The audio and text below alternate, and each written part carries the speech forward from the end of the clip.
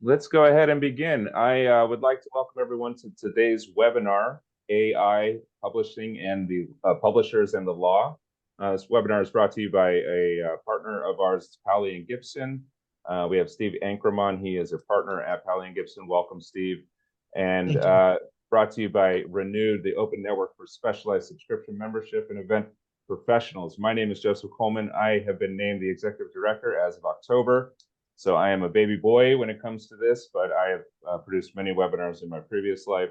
I welcome to do this and ongoing in the future. I look forward to having this discussion today. If you have any questions, please email me. I have that, joseph@renewed.net. I will be monitoring that and look forward to those. You can also use the chat function. After the presentation, you'll have access to this recording. We will have it at renewed.net/resources. And you will receive an email from me once that is posted. We encourage you to invite your colleagues and other contacts who would benefit to join Renewed's free online community. You can also share takeaways from this event on social media using #Renewed. Now in today's session, I'd like to introduce John Hitchcock, the Vice President and Managing Director of Energy Intelligence. John is a media executive with experience in editorial, sales, marketing, general management, encompassing in digital, print, and spanning newspapers, news wires, newsletters, magazines across 5 continents. Welcome, John. Welcome, Steve. I am the host of today's webinar, and John is going to moderate, and I will send it off to you, John. Well, thanks, Joseph. And I assume everybody's hearing me loud and clear as they heard Joseph. Welcome. Thank you for coming. And there's no wonder as to why you're here. I think if you asked a Renewed member what their most their greatest curiosity is this year, it would probably have had to do with AI. And Robin Crumby put together a fantastic Renewed series in the summer, August and September, I think it ran, in which Robin went through all the opportunities that AI give us through marketing, operations, commercial opportunities, and that's absolutely true. But Renewed members also have a fear about AI. I mean, I'm among them. At some point, you wonder whether some algorithm-crazed robot's going to reach out from Queens and within seconds steal decades worth of proprietary content and post that content on the open web, or else digest it and spit it out as its own. Or if we were to embrace AI and start using it, that somehow we'd use it wrong and wake up in the middle of the night with a raid from the copyright police taking us off to prison as our children watched helplessly on the side. It's probably not as simple as that, and certainly I hope it's not as scary, but to make sure we understand the complexities and perhaps reduce our fears, I certainly hope, we have with us Steve Ankrom, partner with Powley Gibson, as Joseph mentioned. Steve has been working on intellectual property matters for years. Don't let his youthful visage fool you. He's very experienced in IP, in privacy, and increasingly with AI matters too. So Steve's going to try to answer questions that we have. My questions first for the first 25 minutes or so of the show, but yours, as Joseph said, email Joseph questions, put questions in chat, we'll catch them, and we'll begin to answer them either through your chats or emails or raised hands after the midpoint of the show. So this is meant to be, as all the good Renewed stuff is, very interactive. The things that we share today are, as Steve would point out, going to be very preliminary. AI is moving very, very fast, but the law tends to move a bit more slowly, particularly the courts, in trying to set up what can and can't be done against laws that really haven't been formulated yet to catch up with AI. So I guess my first question to you, Steve, is, given the speed that AI is moving, is there anything that's happened so far in the courts or with Congress that would kind of lay out protections for publishers like ours? Well, John, as you mentioned, the courts move slowly. Lawyers are hidebound creatures of tradition, and this technology has emerged very rapidly, and it's unclear, the impact that artificial intelligence technology will have on us. The concern that many publishers may have that that their content is being scraped and utilized by artificial intelligence is actually not completely unfounded. Large language models like ChatGPT, which many of our listeners will probably be familiar with, require massive data sets of written language to analyze to create its output. And aside from the companies creating these artificial intelligence programs, nobody really knows what the data sets are. So if you have material that's on the internet, it's quite possible that it has been scraped and is being utilized by artificial intelligence. But since, in the past year, since we had this debut of these, pretty significant artificial intelligence programs, whether they be, something like ChatGPT or Stability, which is an image generating. There are artificial intelligences that will help you write code.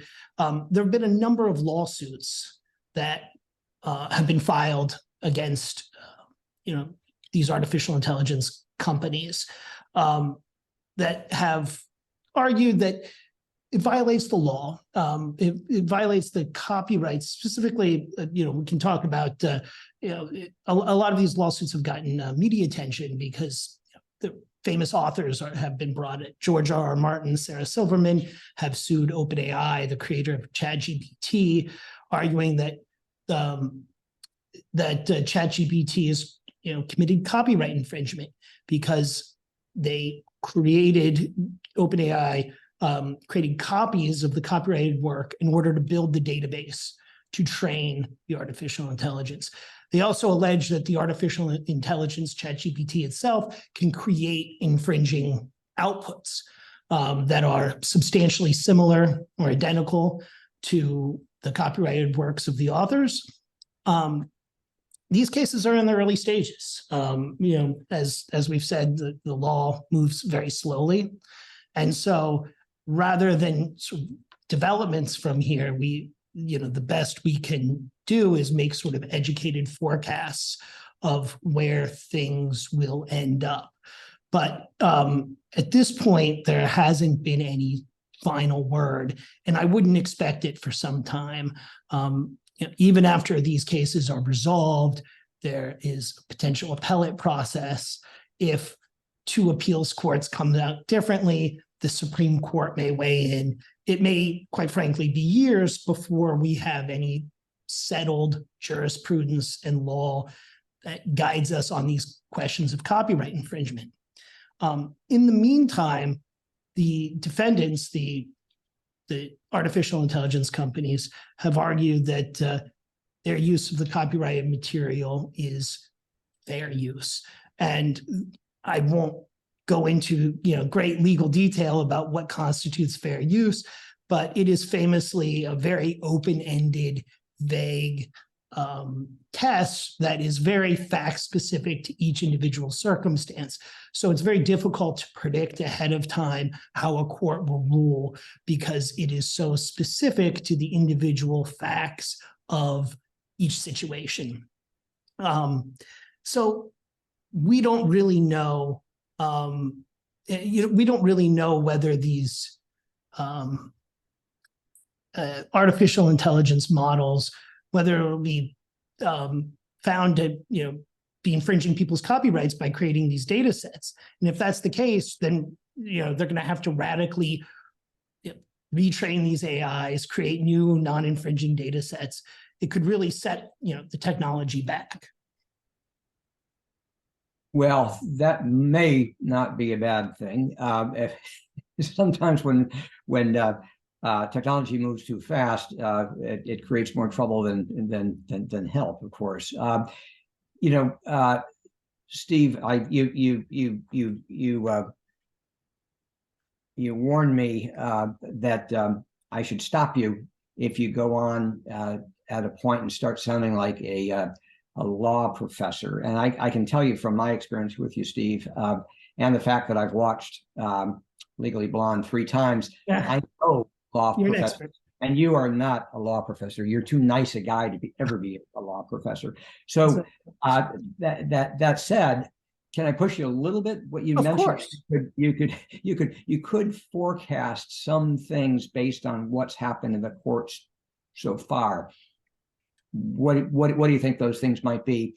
And you also mentioned fair use, which is more theory than regulation, certainly law.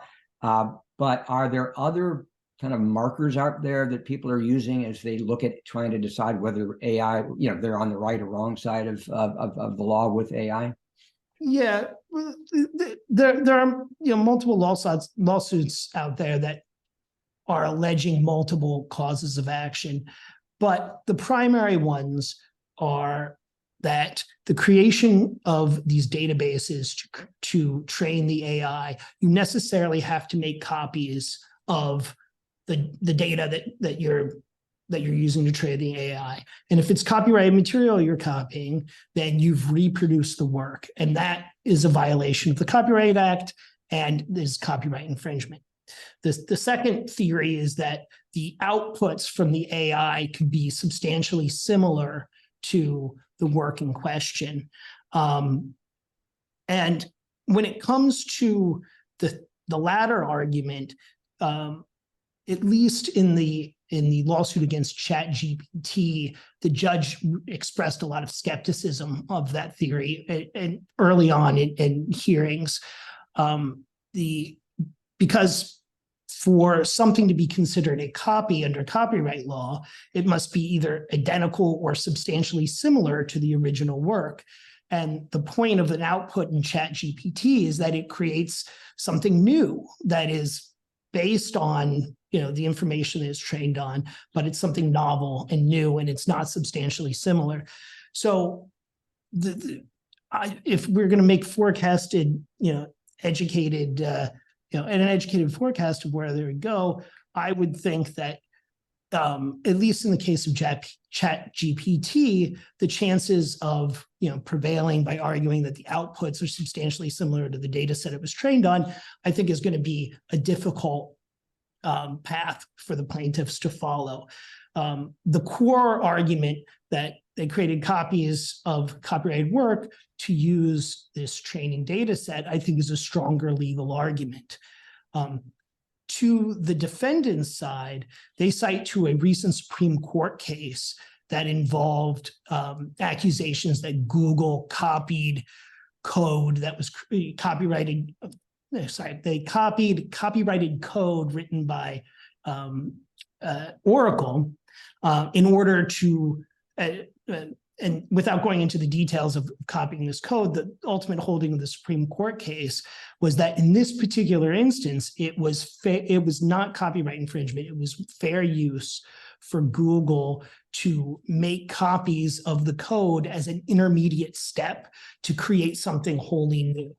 And so the artificial intelligence companies have been citing to this case in their defense, and the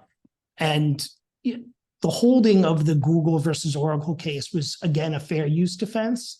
It was a fair use decision, so it was highly dependent on the specific facts and circumstances of that case, and it's not entirely clear how that holding will apply to these artificial intelligence cases, but that is perhaps the best defense that to the core copyright infringement claims that the defendants have raised so far.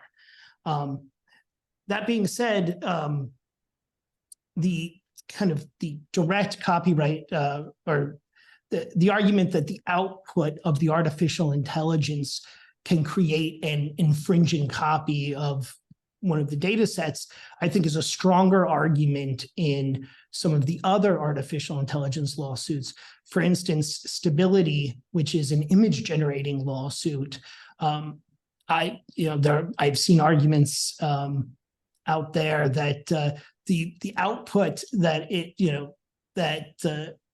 you can prompt the Stability AI to create an image that that looks a certain way, the outputs could be considered substantially similar to, an original data set. As an example of this, this is something that was passed around on social media about a month ago. Somebody asked Stability to create like the most standardized image of a person from America, a person from Great Britain. For each country of the world, what is the most prototypical image of an individual from that country? And for Afghanistan, perhaps because there's, a very famous image from 1980s National Geographic of a young Afghani girl in a refugee camp that was on the cover of National Geographic, and it's probably the most prominent photograph of an Afghani in the media. The image of the prototypical Afghani person, to me, looked extremely similar to the copyrighted National Geographic photograph. And so in that case, there may be instances where these AIs do generate outputs that are substantially similar to copyrighted works, and that could potentially be a legal liability for them. Wow. Is that enough detail for you, John? Yeah, thank you very much. And that really brings it home. And not that we, in Renewed, generate Pulitzer Prize winning photos, but we certainly generate great stuff, and that stuff needs to be protected. So the courts have, they be expected to go so far so fast. What about Congress, though? What have they been working on? What's coming up out of that side of our Congress has been active at the early stages, looking into it. The Judiciary Committee's subcommittee on courts, intellectual property, and the internet, they held hearings earlier this year where they received testimony from a number of actors in the artificial intelligence space, AI advocates, legal experts, authors, musicians, creators of copyrighted content who have concerns about AI. But so far, no laws have been passed. One of the more prominent laws that is starting to gain some support in Congress is co-sponsored by Amy Klobuchar, a Democrat, and John Thune of South Dakota, Republican. That focuses more on the consumer protection end of AI.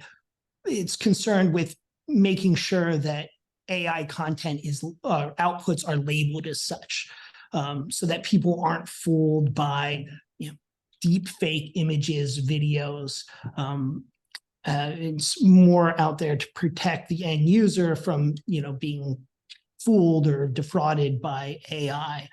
The Biden administration issued an executive order, very, very wide-ranging executive order on many issues surrounding AI, but most of it boiled down to requesting and requiring that the various administrative agencies prepare reports on the impact of certain aspects of AI to their area of expertise. And it doesn't provide specific guidance or regulatory. It doesn't have any regulatory content, but that may be forthcoming after these reports. So again, the same situation with Congress as the courts. There's nothing going on right now. However, I certainly get the sense from observing the hearings that Congress held that there are many congressmen who are definitely concerned with protecting the rights of authors and creators of original content from being exploited by AI. There's also a concern that they don't want to be overly heavy-handed on the regulatory end. There's a concern that we don't want to act too fast and potentially stifle innovation. And there are other jurisdictions outside of the United States that have actually taken active steps to codify into law. I'm thinking of, off the top of my head, of Japan and Israel, for instance, that the use of copyrighted material to train AI is fair use. They wanted to write it into law to settle that question and allow these artificial intelligence programs to continue on. Interesting. So, well, you mentioned Amy Klobuchar, which is exciting because she's a friend of Renewed. She was a keynote speaker at the Renewed first summit back in 2021. And certainly when she spoke to us then, AI was not mentioned. So I'm sure. Amy has moved on, and so have we. And let's move on too from kind of the aspect of what AI can do to us and the protections we need to keep an eye on for to kind of protect us from AI's abuse of our stuff. To what about AI can do, what AI can do for us. I mean, AI is something that Renewed members are trying to put into play for their own benefit, not just defensive, but offensive. And surely there are, kind of markers that we need to observe to make sure that we don't run afoul even of what we know today, based on the law today, courts today. For instance, when it comes to registering content that has been used or for which AI has been applied, can you register AI created content with the Copyright Office? I thought that the Copyright Office said no, but maybe things aren't quite so clear at this stage. Yeah, well, there's been a number of news reports about Copyright Office decisions on whether to grant, copyright or patent protection to, either inventions or content created by AI. And unlike the intellectual property disputes that are slowly working their way through the courts, we have a much better idea based on principles and precedent of how the Copyright Act is applied and guidance from the Copyright Office and courts as to whether the content that is created by AI can be protectable by AI. If your publishing company is using AI to generate content, can I protect it? Can I register it? And there's been a number of lay news articles that are a bit misleading about this topic, because a bedrock of copyright law principle is that you need a human creativity, the human touch to make something that constitutes, it passes the threshold of creative content to enable copyright law protection. You need that human element. And so it is, the Copyright Office and the courts have been pretty clear that if you have content that's solely created by AI, it is not protectable by copyright. And there have been a number of challenges to this. People have argued, well, I'm telling the AI, I'm giving the AI the inputs. That is the creative content. And the Copyright Office has rejected those arguments. If you're just providing the inputs to the AI and the AI is creating the content, that is not copyrightable. However, there is an opening for copyright protection if the human and the AI work together, if humans use AI as a tool really to help create content that the human ultimately has sufficient creative input to enable copyright protection. So for instance, if after the AI generates the content, whether it be a news article or an image, if a human then goes in and manipulates that, edits, revises, changes, uses it as a basis, but then kind of changes it, then that would be likely entitled to copyright protection. There was a Copyright Office decision from earlier this year. A young author and illustrator attempted to register a graphic novel in which the images were entirely created by artificial intelligence image generation program. However, the text was written by a human author. The human author selected which images, decided what order and how they would appear in the graphic novel. And the Copyright Office found that even though the images themselves were not entitled to copyright protection, the text and the selection and arrangement of those images within the graphic novel was copyrightable.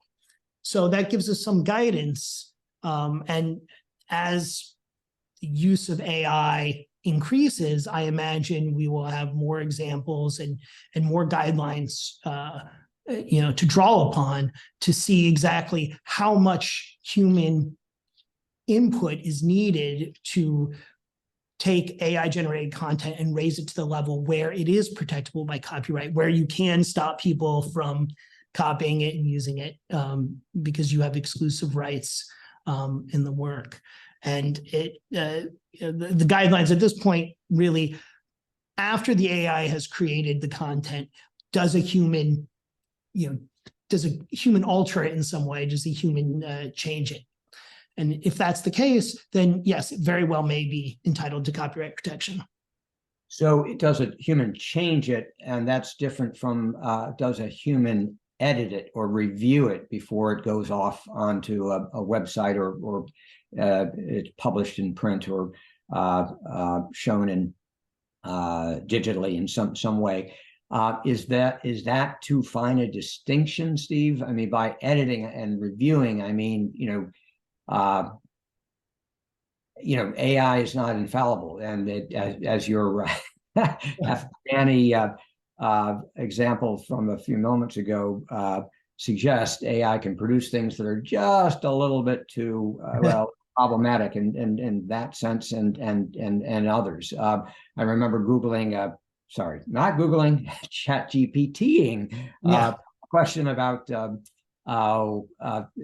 someone I knew who was reasonably renowned in his profession, and the AI answer was, "This person doesn't exist." Well, of course, the person exists, and he's done XYZ things, and you wouldn't want to write a story about saying that person didn't exist because AI just simply told you it didn't exist. You would hopefully a good editor would catch that.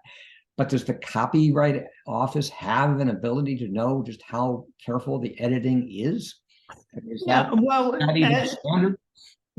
As with any copyright application, the copyright examiner will will look at the application, will look at the work, and for AI generated works, the Copyright Office's guidance is be as specific as possible about the content that was created by AI and how much human input there was, so that the Copyright Office examiner can determine whether it's entitled to protection. And the Copyright Office is actually being pretty generous in its public statements, recognizing that registering works involving AI is sort of a new emerging field. So they have publicly stated that, if you submit a registration, you can do something as simple as note this content, or, this work contains artificially intelligence generated content, and the Copyright Office examiner will contact you and kind of work with you to get the information they need to make that evaluation. But I would, based on the guidance the Copyright Office has provided to date and the limited number of cases, there have been a few AI advocate activists that have filed lawsuits. They filed a registration, been refused, and then filed a registration, or excuse me, they attempted to file a registration. The registration was refused. And so they filed a lawsuit to challenge the Copyright Office's decision. And the guidance, we've gotten from that is probably review, although it's always a good idea to, if you're outputting artificial intelligence content, to review it for accuracy. There's in the legal field, there's a story that went around a few months ago where an attorney submitted a brief that contained citations to non-existing cases, which in the legal field is a big no-no. And it turned out that they asked ChatGPT to put together a brief for them.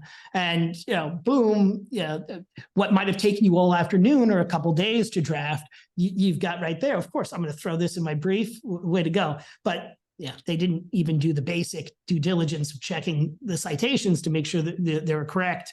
And the lawyer, was sanctioned and got in trouble, and it was bad news. Earlier this year, the tech website CNET debuted an internally generated artificial intelligence system that was kind of generating content automatically, as a pilot program. And ultimately, they had to heavily revise or remove over half of the articles the AI generated because of plagiarism concerns or just general inaccuracies. So it's always a good idea to review any material that your AI is generating for accuracy and for those issues. But reviewing it is probably not enough creative input to transform that AI content into something that's protectable by copyright. Revising it, yes, depending on the level of revision. Minor changes, probably not going to be enough. If you're heavily revising it in a way that, the work has been transformed, then that's, probably entitled to copyright protection. And we'll know more exactly where this line is as the Copyright Office decides more registrations involving the use of AI and courts weigh in on where exactly this line stands. How much creative input and change does the human have to do to make the content protectable? Well, it's very human and in fact humane that the Copyright Office is willing to reach out to people and try to work with them. That itself shows that we're all in this boat together and we need to work things move on. Another, you mentioned the Klobuchar bit of legislation as it's aimed at the consumer, and often that means aimed at privacy concerns related to the consumer. To what extent does AI change the way publishers have to view privacy protections with their client data? Yes, well, I mean, I feel like the other hot button legal issue of the last few years, other than AI, is privacy. As we've seen, states within the United States enact various laws protecting private information or private identifying information. The European Union with its GDPR, these are definitely concerns that are in the forefront of people's minds. There have been privacy allegations alleged against the AI companies, arguing that when they scrape data from the internet, to build these data sets to train the AI, that they're gathering personally identifying information and they're not doing the requirements that the various privacy laws state that you have to do, which is provide notice and give a chance for the individual to opt out. That may not affect publishers so much, but there are definitely privacy concerns with the use of AI. If you as a publisher are using artificial intelligence to generate content, you need to be wary of the inputs that you're putting in. Generally, you want to avoid utilizing any personally identifying information that is broadly protected and covered by these privacy laws. You don't want to input that into your AI because you could run afoul of your privacy regulations. And if you are utilizing personally identifying information as inputs into an AI to create do some task or create some content, then you would need to update your privacy policies. Most privacy law jurisdictions generally require you to provide notice to individuals that you are collecting personally identifying information, how you're using that information, and giving them a chance to opt out, to say, no, thanks, I don't want you to use my information that way. So if so the main thing to be wary of if you are using AI for some task for your business, that to be very careful that the inputs don't involve or contain personally identifying information. And if they do, then you need to evaluate your privacy policies to make sure that you're not running afoul of the GDPR or the California Consumer Privacy Act or any other privacy jurisdiction or law. Good. Well, we've talked about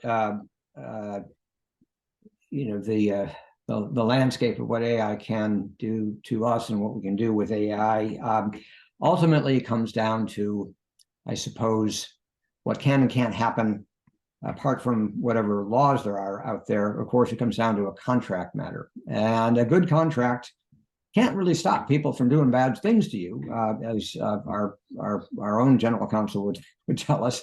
But it can be very handy when it comes to a fight. If you can produce a contract that says this was a use that was expressly prohibited on our site or with the content that we've licensed, perhaps that does help. But Steve, help me or help our folks in the audience understand what new clauses, what new language do we need to think about including in our licenses and contracts to make our claims that we've been wronged by AI or someone using AI stand up.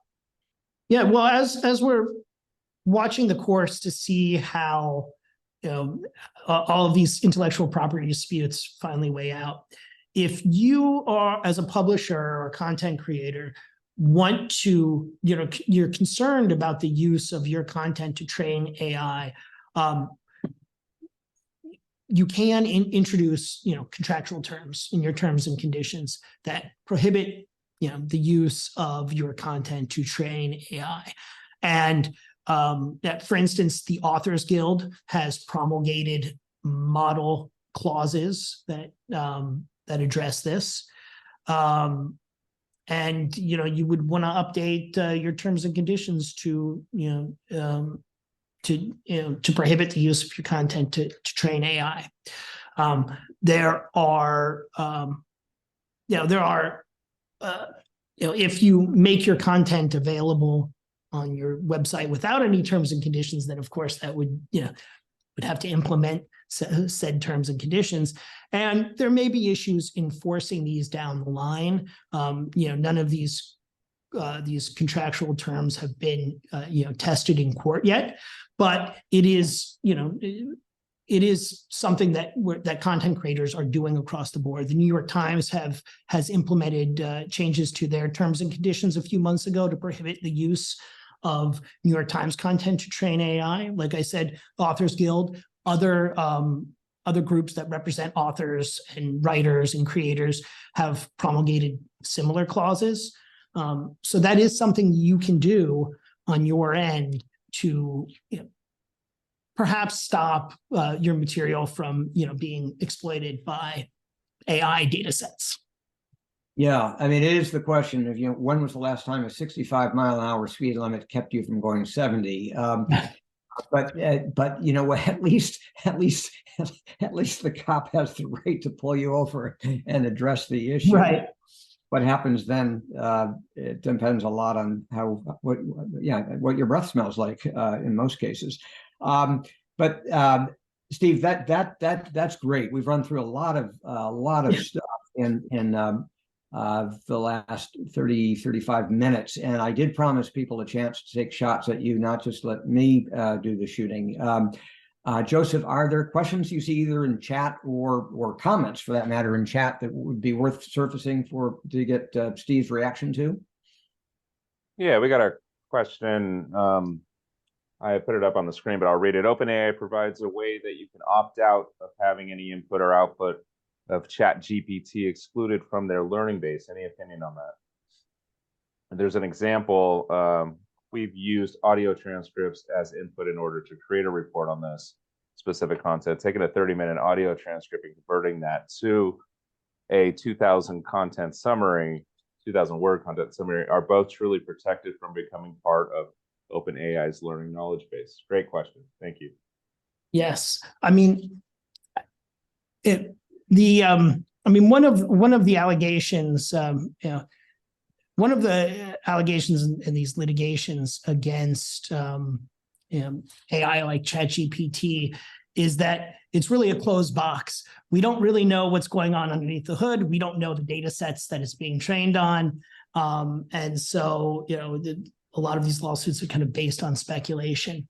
If OpenAI represents that, you can opt out, I mean, they may be referring to, there's text that you can put on your website that will prevent or prohibit bots from scraping your content. And that is another way you can opt out of,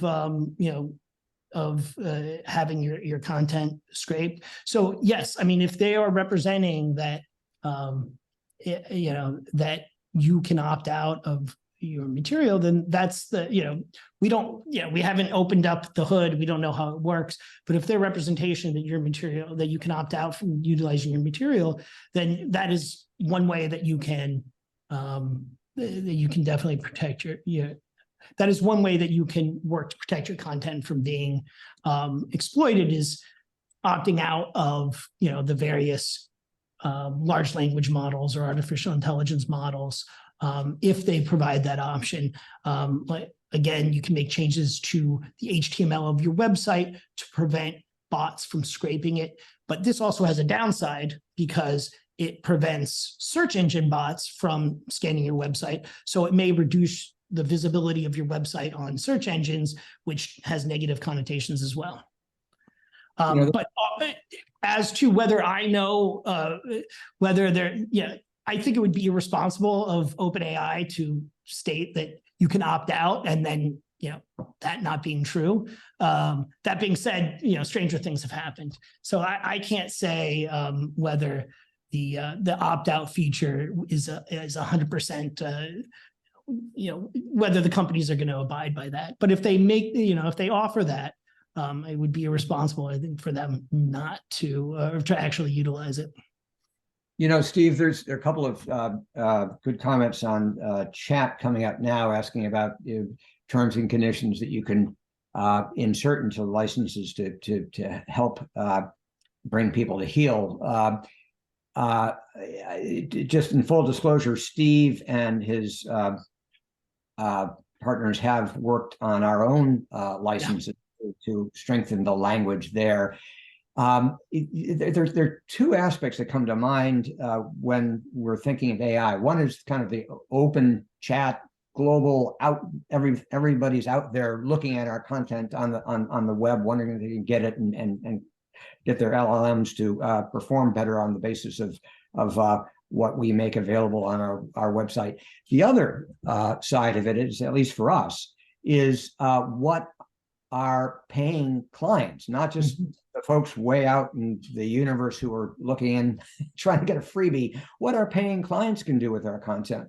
Because we want to be fair. To get your reaction to this, Steve, we want to be fairly, frankly, we want to be, we want to be very jealous. We want to jealously guard what people can do with our content, because we think that there is a higher price to be placed on our content if, say, a large company with its own AI capacities wants to take a crack at our information and develop derivative products based on what we've provided to answer questions that it has through an AI application, as opposed to answering questions it has through just our delivery of the information in flat form. If we do the AI work, if we allow people to do that AI work on our site, come in and ask a question on our site, we will give you the answer from our site. We see that as different from saying, okay, we'll deliver a feed of all of our content, all of our editorial content to you, and you can do with it what you will within the confines of your company, not sharing it beyond, but within the confines of your company. Both have a price that we've got to set commercially. I don't think there's any dispute about that. We've got that right. But are there special concerns that we need to consider, whether we're allowing people to do that on their turf versus coming in and doing it on ours? And asking the same question, having consumed the information on their side versus coming into our site and working the question from querying our website. Is there Yeah, well, you could if you want to utilize contractual terms to protect your content from being exploited by AI, the terms and conditions and the specifics of those clauses would change depending on the nature of how you distribute your works, whether it's to the public or to a limited extent to the public, whether it's solely to paying customers and there's no freely available content on your website, and ultimately whether you decide to allow, those specific terms are going to change depending on exactly what's the nature of the use of your copyrighted material, and exactly what you want to protect. It's interesting, because for instance, I'm familiar with Energy Intelligence, and they have an enormous database of publishing news and analysis about the energy industry for 70 years, and that could be quite valuable to that's quite a valuable data set, and that may be something that as a business decision, Energy Intelligence decides to license for specific purposes, but that is that's going to be that's going to be different from your normal subscription to an Energy Intelligence publication. That's going to be a different license that you negotiate at a different commercial cost. And so preventing regular subscribers from utilizing that as a database, yes, that's where your terms and conditions come in. And in terms of recommending specific clauses, I'm unable to do that, over this webinar. Of course, I'm available if anybody wants to reach out and discuss terms and conditions, but there are plenty of model clauses out there, and I can't really recommend any particular one for everyone's circumstance. But the general clauses out there are good for the situations that they are attempting to address, from what I've seen. Yeah, Steve, as a partner of Renewed's, you've been very your firm has been very good in offering advice to individual Renewed members about intellectual property matters, about privacy matters, and I suppose you would be willing to do the same on AI as it relates to contracts, and or just more generally whether there's been an infringement that is AI based or otherwise. Is that so? I mean, should and members feel free to reach out to you? That's exactly what I was alluding to there. As a courtesy to Renewed members, Powley and Gibson offers courtesy calls. If you have a legal question, you can call the firm, and our contact information can be provided, and someone will talk to you for 30 minutes or so, and try to address your questions. Now, we're happy to do so as a courtesy to Renewed members. So if there are specific questions about kind of licensing clauses, then that would probably be more appropriate for a phone call, so we can discuss exactly what your needs are and what the circumstances are, so we could advise you better. Yeah. Well, as I think this program shows, you can pack an awful lot into a 30-minute phone call and even more to 55-minute program as we have. There's one chat note that's just popped up, which I think is, I don't know that, Steve, you necessarily need to respond to this, although you're welcome to. But certainly it's something that we all ought to think about. It's just, how how can we make sure that people who are looking on take it upon themselves to be critical readers or viewers of information, essentially do their own fact checking of video content, the comments directed at, because people often assume that what you can see in video is the truth. It's not been adulterated. It's not been fudged by any sort of AI or alterations or composite creations. Ain't so anymore, if it were ever so. And certainly the same is true with the written word. To what extent is that that you're reading, even on reputable sites, really what the editor and the author said, or has it been somehow adulterated by AI by the time it's reached you? It's a scary world out there. I mean, I began with the image of a algorithmically crazed robot reaching out and scraping websites, but it's maybe not that fear, not that nightmare, but there are other worries that we have when it comes to guarding information and making sure that we're putting out there remains what we mean it to be and remains what we want it to be used for. And Steve, you've given us a great look at some of the problems of doing that, but also some of the the hopes that we can work on to protect ourselves and protect our clients in doing so. Thanks, Steve, for coming. Yeah. Well, I think that if I had to predict, I think that things like deepfake technology will become more accessible to everybody. The technology is moving very quickly, and personally, it worries me a bit because I have concerns that people will be fooled by this. One of the laws that has been suggested in Congress would make it illegal to put out content generated by artificial intelligence without labeling it as such. I don't have a huge amount of hope that would that's going to be a panacea that solves all of our problems. And I know people are going to be fooled by deepfake technology, and I mean, good internet etiquette or good internet practices now is to fact check a news article that you see, double check, is that real? And I know people don't do that and are fooled by fake news articles. So with the advent of really convincing fake video, fake audio technology, it is pretty scary. Great. Well, again, thanks for helping us be scared altogether. There's comfort in a group fear. Any last questions for Steve before we say thank you and have a good day? Looks like we're clear, guys. Thank you very much, John and Steve. Thank you. It's been a pleasure. We will post this recording on our network, and if you have any questions, please email me, joseph@renew.net. For any follow-up questions, I'd love to forward that to Steve. And that's it. Thank you, John. Thank you, Steve. And this concludes today's webinar. Okay. Thanks. Take care.